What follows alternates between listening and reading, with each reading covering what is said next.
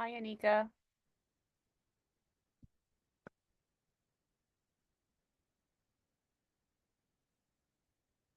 Hey. Oh, you're muted. Oh, I'm so sorry. Hi, how are you doing? I'm good. How are you? I'm great. I'm excited for this webinar to start at 8:30. Me too, me too. Just confirming, how much time do we have? It's not really, I mean, I guess an hour, but Okay. we can extend. Okay. Just because I see in the top of the screen it says 40 minutes. I wasn't sure what that's about. Oh, let me check that real quick. Just so that it doesn't crash out on or cut us off. Yeah, let me check.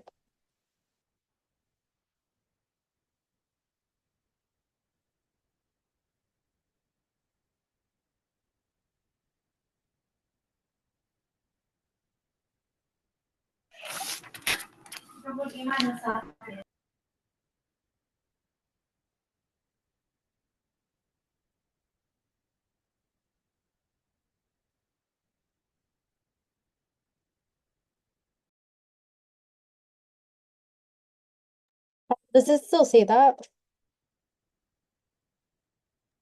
It does. I don't know. Does it mean anything? I'm not sure.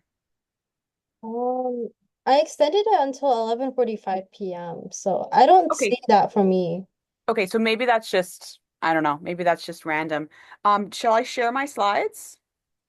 Let's wait until everybody's here because I'm planning to do a short introductory speech. Okay, that sounds good. You just tell me, okay? All right.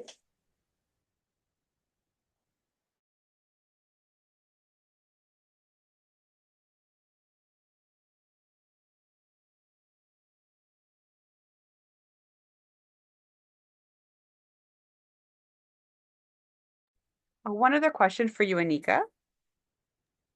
Yes. When you said so you're going to make a recording, correct? Yeah, it's recording right now, actually. Oh, okay. So will you send that to me? Can you email that to me afterward? Yeah, of course. Okay, perfect. Perfect. Thank you so much. And for everyone who's here, we're planning on starting in a few minutes when everybody has come, so please just wait.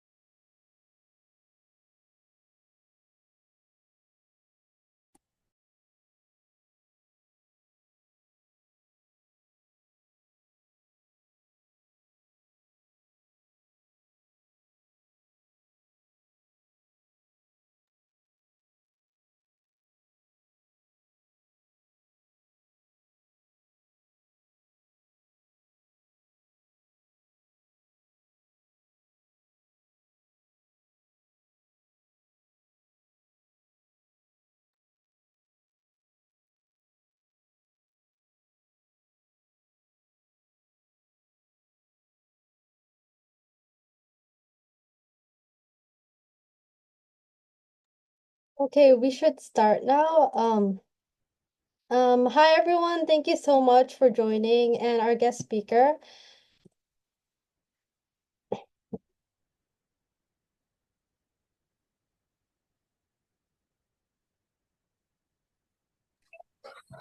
So, welcome everyone.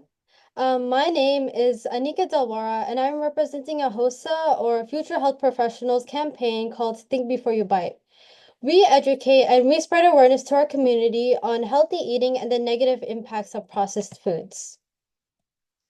So we're based in Elma Moore School at New York City, and we've launched many projects to promote our cause with our school community, parents, other schools, and the broader community. And we request that to help our efforts, we invite you to support us by visiting our GoFundMe page, which will be shared. And also, New York Connect will talk now, which is our collaborator. Hi, everyone. Thank you for joining. My name is Prabner Kaur, And I'm Simra Kaur. and we're the co-founders of NeuroConnect. So basically, NeuroConnect is a youth-led organization dedicated to making neuroscience more accessible. We provide educational resources, host events, and connect students with experts, such as today, along with research opportunities. Additionally, we are partaking in a project called Project Build On, which we will be helping to raise 35K to rebuild a school with other nonprofit organizations. More information can be found on our link tree starting tomorrow, and the link tree can be found on our Instagram page. We would really appreciate it if you could all keep this in mind and support our efforts to help the community. Thank you. And we're really honored to have Dr. Mary Scorbatakos as our guest speaker. Dr. Sko is a physician and a nutrition expert with a PhD in nutritional sciences and an MD from the University of Toronto.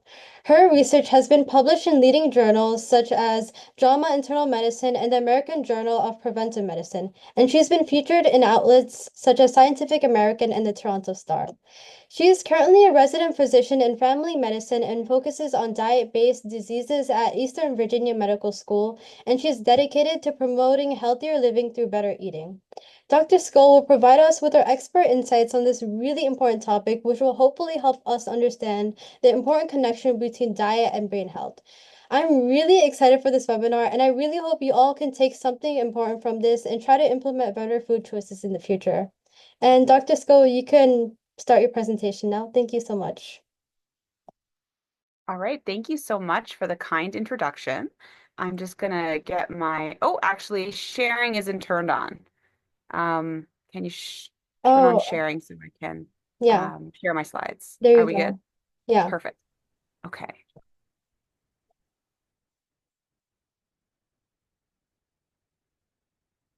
Let me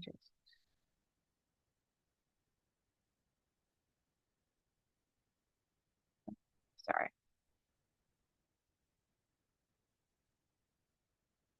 All right, you guys can probably see my slides, right? Okay, Yeah. yes, okay. I'm gonna proceed. So, whenever I talk to young audiences like yourselves, I always like to give a little bit of background because I think it's interesting to kind of show, how did I get to where I am and what was the path that led there? So, I usually tell people that my interest in nutrition officially started with a science fair project when I was 16. But the truth is, I was interested in nutrition from very early on. This is a picture of me, watching my mom cook in the kitchen from a very early age. I was so fascinated by nutrition and its effect on health that I decided to pursue a PhD in nutritional sciences at the University of Toronto. But I wanted to take everything that I had learned about nutrition and I wanted to apply it directly to the lives of people to promote health and improve people's lives. So that's why I decided to go to medical school.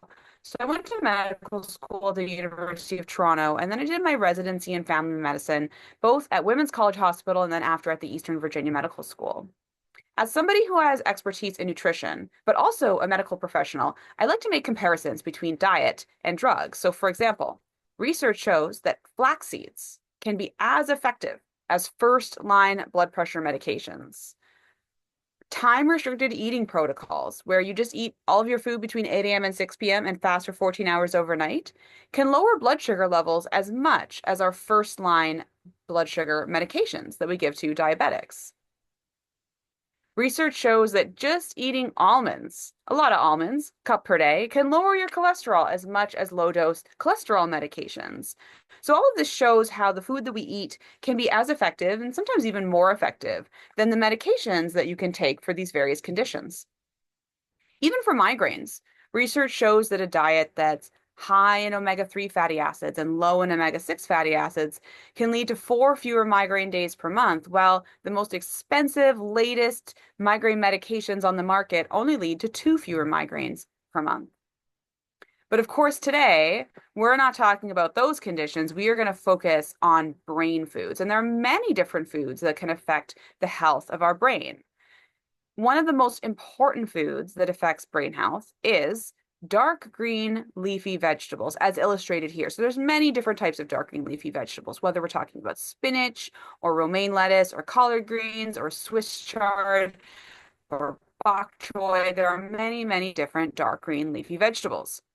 But the story that I'm going to tell you about dark green leafy vegetables, oh, sorry. So we're going to talk about nutrition in the brain and really two dimensions of brain health. We're going to talk about cognitive brain health and the effect of nutrition on thinking, but we're also going to talk about mental health and the effect of these foods on how we actually feel. The story I'm going to tell you, though, begins with this photograph. This is a photograph from roughly the 1920s, 1930s. And it is a picture of the top administrators in Washington working for the United States Department of Food and Agriculture at that time. And at first glance, it looks like a bunch of bureaucratic old men. But if you look very, very closely, there is one woman in this photograph. And this woman is the hero of our story. Her name is Dr. Hazel Steibling, and she is a woman who had a PhD in chemistry in the 1920s at a time when few women went to university at all. And she took her PhD in chemistry and she went to work for the USDA. And she was one of the first people to create the predecessor to the modern food guide. Because in the 30s, America was going through the Great Depression, and there was an important effort to educate Americans about how to eat well despite economic hard times. So she created these pamphlets really to educate people about how to eat. And in there, she had basically a food guide, the predecessor to the first food guide, where she would talk about what are foods that should be eaten at every meal, what are foods that should be eaten every day, and what are foods that should be eaten a few times per week.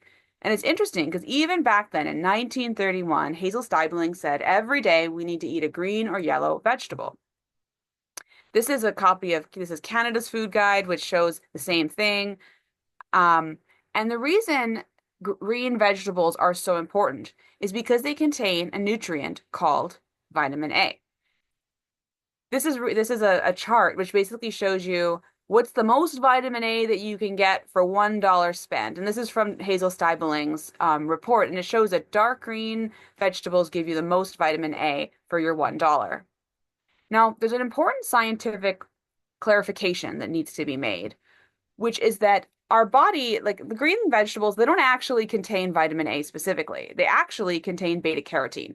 And our body converts beta carotene into vitamin A. So today I'm going to use beta carotene and vitamin A kind of interchangeably because technically sometimes I'm talking about beta carotene and other times I'm talking about vitamin A, but really it all amounts to the same thing.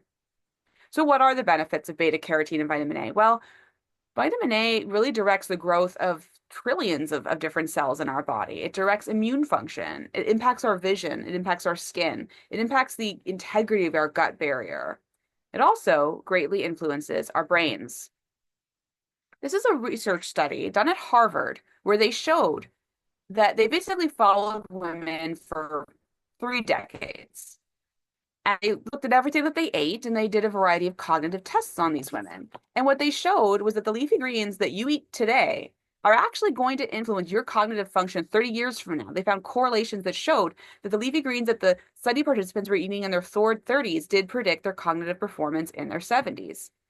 In fact, research has shown that as little as 1 cup of dark green leafy vegetables per day can slow cognitive decline. I thought that was really interesting that it was exactly 1 cup. Because when you go back to 1931, when Hazel Steibling made her guide recommending dark green leafy vegetables every day, she specifically talked about how many pounds you would need to buy per week for your family. And if you do the math, she's talked about a family of, I think, 5 and she says that you need a certain amount, it basically works out for that family that everybody in the family would get 1 cup per day. So what's interesting to me is the amount that research has proven actually impacts cognitive performance is the same amount that's been recommended since 1931. And in fact, if you look at the food guide, this is the earliest US American food guide. The first food group is green vegetables. This is another later version from the 60s. Once again, green vegetables are emphasized.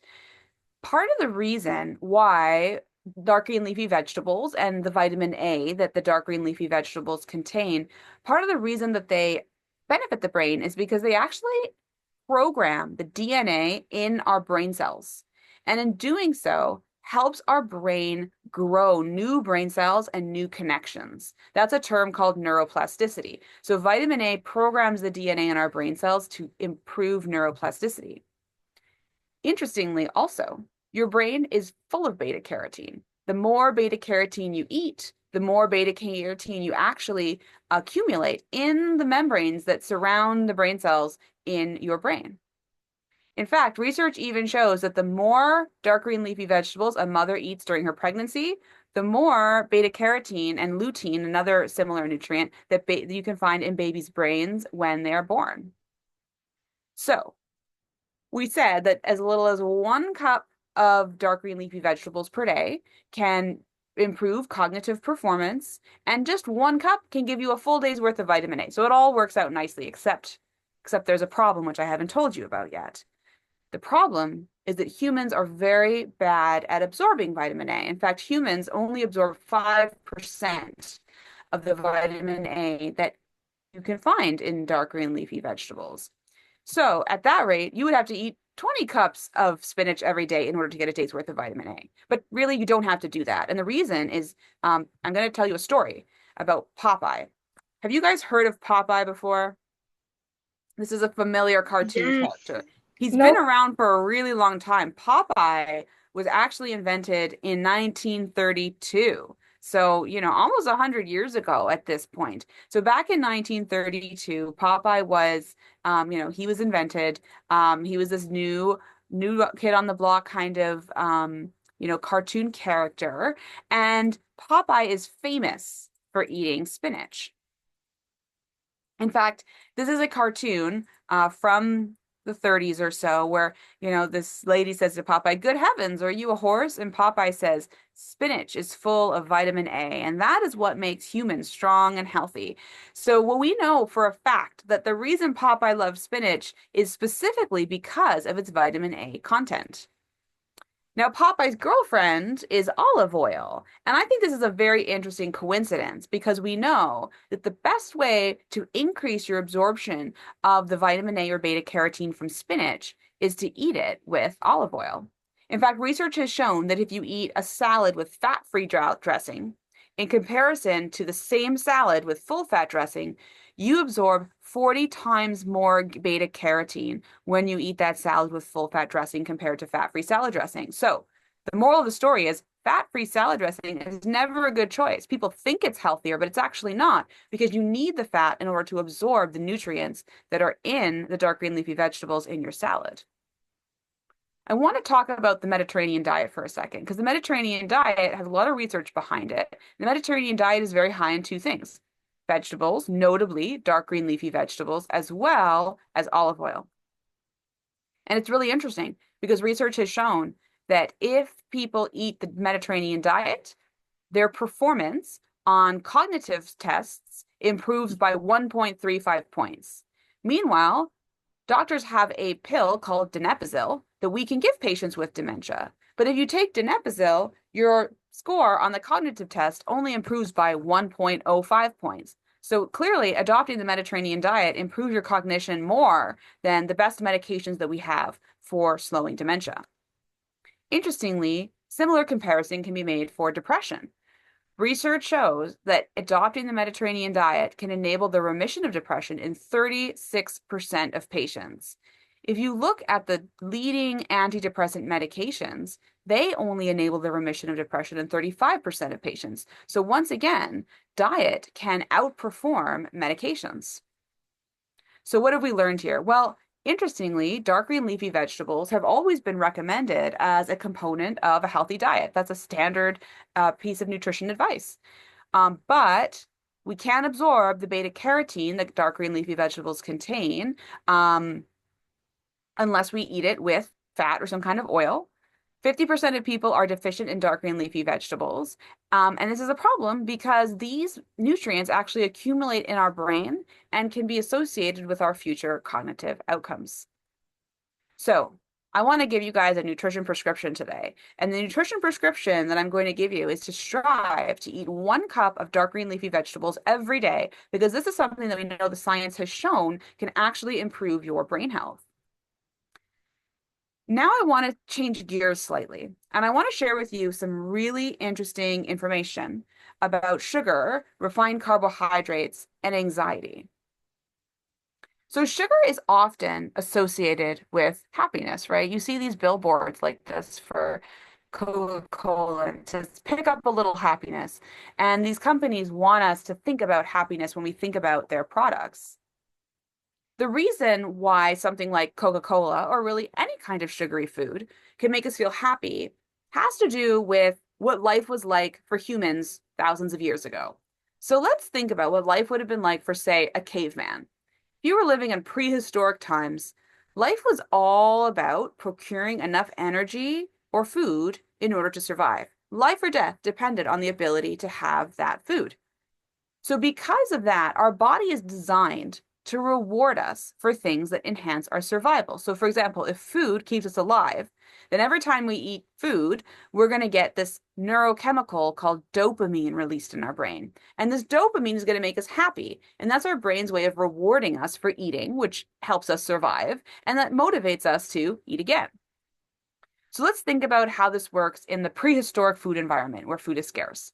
So a caveman might be lazy and he might just eat some grass. And if the caveman eats some grass, the grass contains very little energy.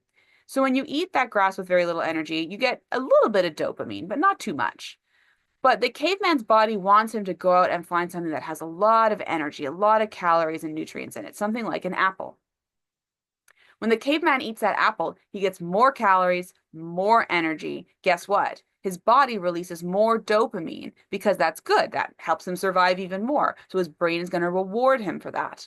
So this works very well in the caveman's food environment. But let's think about how this works in our modern day food environment where food is overly plentiful. So for us, you can eat something like, say, an apple, and you can get some dopamine. But we don't just have apples, right? We can eat things like cupcakes, right? And a cupcake has so much sugar. And when we eat that sugar, we get a sugar rush and we also get a lot of dopamine because our body's like, wow, that's lots of energy. Energy helps me survive. This is good. Eat more of this. And we get that reward. So clearly in the modern day food environment, this doesn't work because we just then want to eat cupcakes all day long, right? And this is because of what happens with our blood sugar. So let's say at baseline, our blood sugar is where it should be, but then did someone say something? Okay, sorry. Our blood sugar is where it should be. Let's say we eat a cupcake. After we eat that cupcake, our blood sugar level increases. When our blood sugar level increases very high, we feel good. That's the happy part. But there's a problem. After our blood sugar goes up, it later comes down. And it often doesn't just come down to baseline. It goes even lower than where it started. And then we don't feel so good. And it takes some time in order for our body to readjust. So these are the blood sugar spikes that are happening inside our body every time we eat sweet treats like, say, cupcakes. In order to understand what's going on, I want to show you guys some of the hormones that are involved. So every time you eat sugar or carbs, your body releases a hormone that's called insulin. To recap, carbohydrates include all the following foods: bread, rice, macaroni, cereals, baked good, crackers, chips. All of these foods contain carbs, and sugars are also a type of carb. So every time we eat these foods, our body releases this hormone called insulin. And when we eat lots of carbs and sugar, our body releases lots and lots of insulin. Now, hormones are like dominoes. And anytime one goes up, there's a whole bunch of other hormones that also get triggered. So what happens is we eat lots of sugar, our blood sugar goes up, then our body releases lots of insulin to bring that blood sugar level back down. But the problem is, after all that insulin is released, our blood sugar level goes too low. Then it needs to come back up. In order to bring our blood sugar level back up, our body releases adrenaline. And this is the problem. Adrenaline fuels fear, it fuels worry, and it fuels anxiety. And as you can see here, every time we eat sugar or we get that blood sugar spike, it's just a matter of time before we get that adrenaline being released. In fact, this is a study that showed that adrenaline peaks 4 to 5 hours after we eat refined carbohydrates and sugars. So what's going on here? Let's just recap to make sure we're all on the same page. Sugar and refined carbs lead to increased insulin, which leads to increased adrenaline, which ultimately leads to anxiety. Oh. So how do we lessen blood sugar spikes and their anxiety-provoking potential? Well, in order to do that, we need to take blood sugar spikes that look like this, and we want to turn them into blood sugar spikes that look like this. Blood sugar spikes that have a gentle rise and a gentle fall, and none of those extremes that require all of those hormones to be released. So I like to talk about all of the different ways that we can mitigate the effects of carbohydrates and blood sugars, not only on our brain, but on our health in general. And the framework that I've created to do this, that I call it the 5 Ws. It's kind of like what, who, when. I sort of have a why, how. I don't really have a where, but this is the framework that works. So this is the framework that we're going with.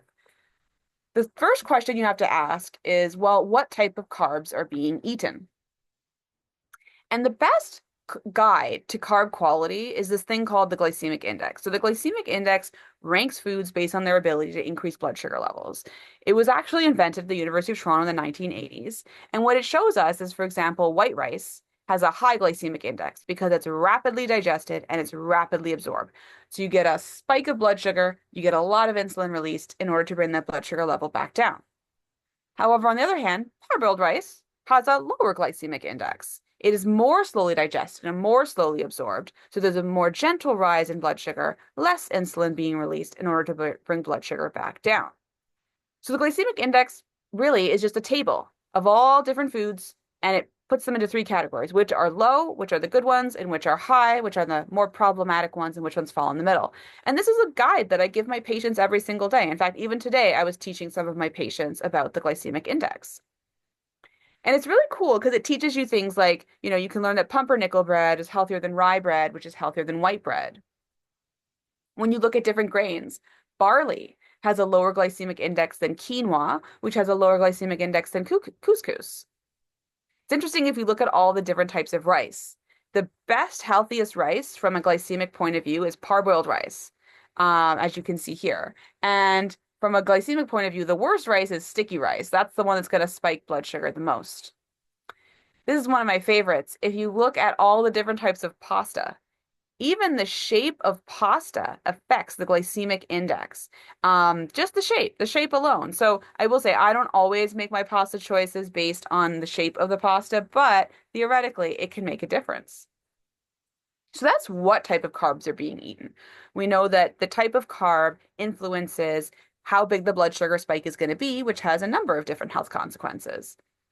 What about who the carbs are being eaten with? This matters too. So what am I talking about? Well, research shows that if you combine carbs with protein, you can actually lower the blood sugar spike. And the more and more protein you have with the carbs, the lower and lower the blood sugar spike is going to be. So here you can see rice and black beans when combined. If you have a cup of rice with 3/4 of a cup of black beans, you get a 32% lower blood sugar spike than if you have a cup of rice with only a 1/8 of a cup of black beans.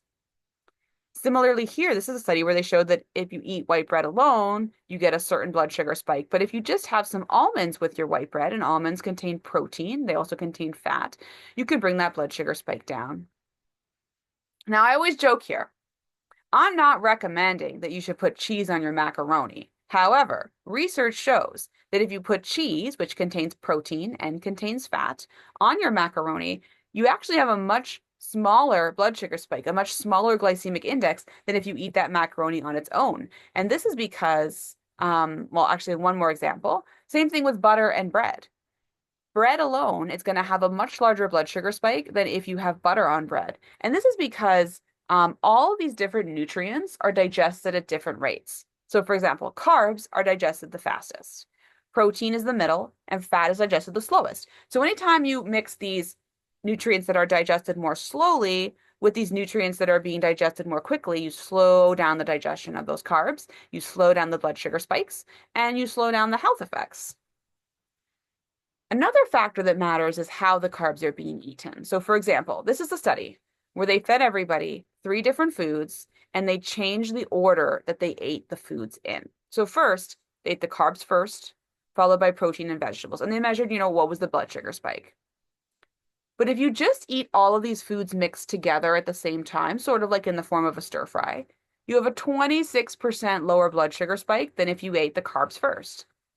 If you eat the vegetables first, then the protein and the carbs, you get a 36% lower blood sugar spike.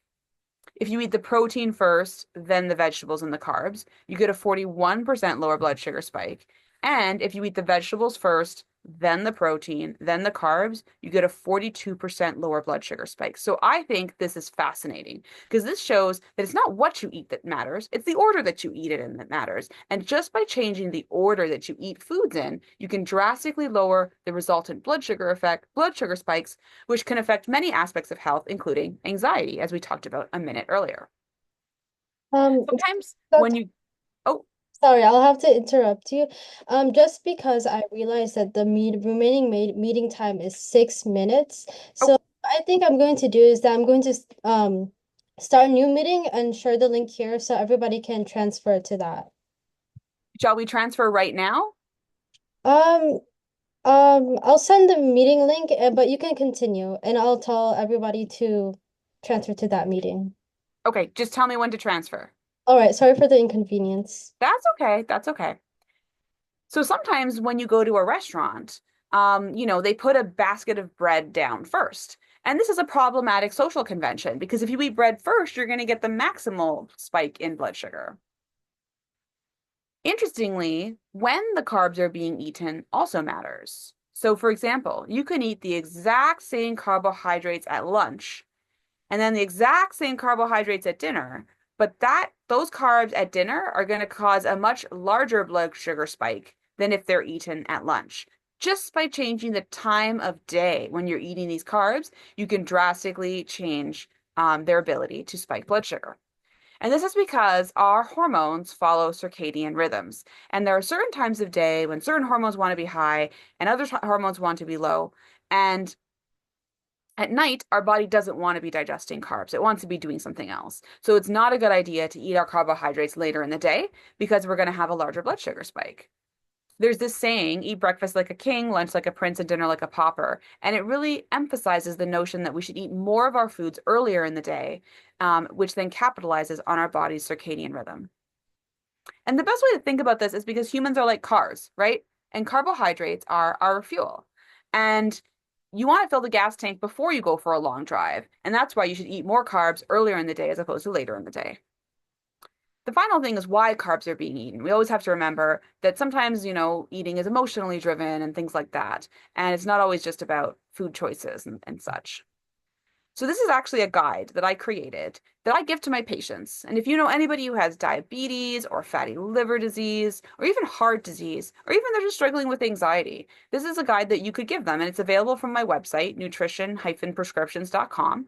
And this is what I give my patients every day to teach them about how to eat in a way that mitigates blood sugar spikes.